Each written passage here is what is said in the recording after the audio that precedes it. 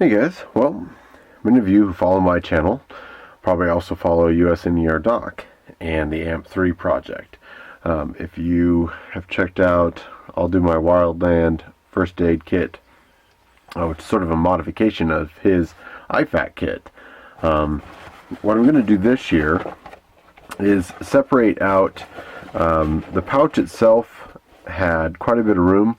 You'll see in the video for the IFAK kit, and then kind of an additional trauma kits and some glow sticks and things like that. What I'm going to do this year is sort of break it down into the two smaller kits that he's offering. You can buy his IFAK kit in the small pouch now, and this just kind of gives you an idea of the overall size, and basically everything I had in there can fit in there in two of these, of the small pouches. So the IFAK kit itself fits into one bag, and this is everything that was in that video. I went over and double checked it, make sure that it's ready for this year's wildland fire. This is probably going to stay at camp.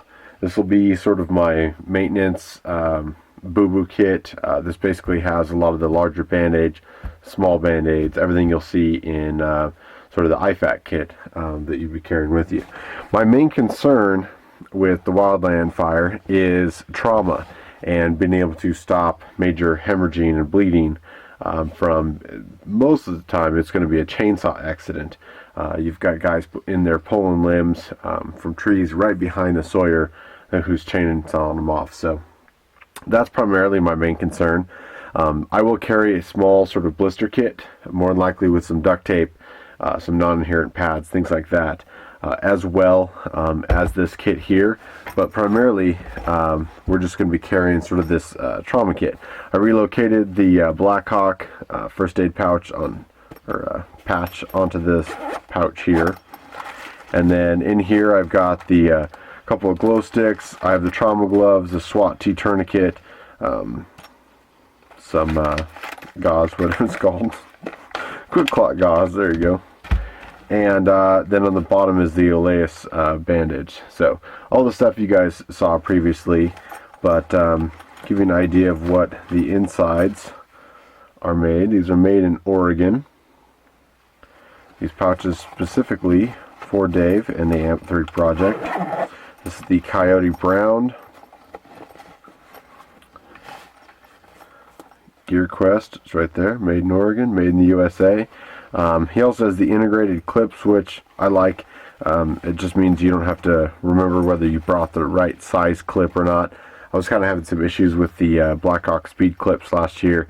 The 3 inches were too small, the 5s were too big, and in the end, these already included sort of adjustable ones are pretty snazzy. There's a little pull tab to help you get them off. This end piece is reinforced and stiff so that it folds in there and it holds tight.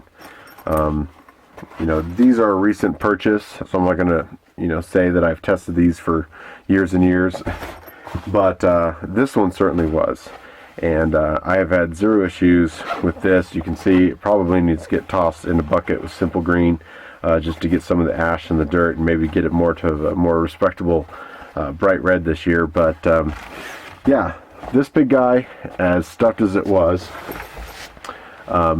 basically comes down to of the two. So if any of you guys were looking at the smaller IFAK kits, the IFAK kit fits in here. There's a little bit of wiggle room, but not by much.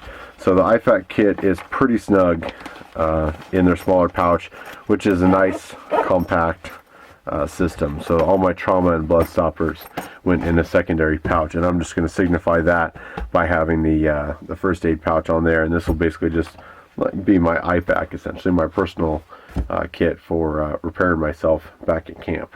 I want to thank you guys for watching. I'll put links down to the AMP-3 store if you guys are interested in there. He's got a couple different colors right now, but they are a fairly new item to his store.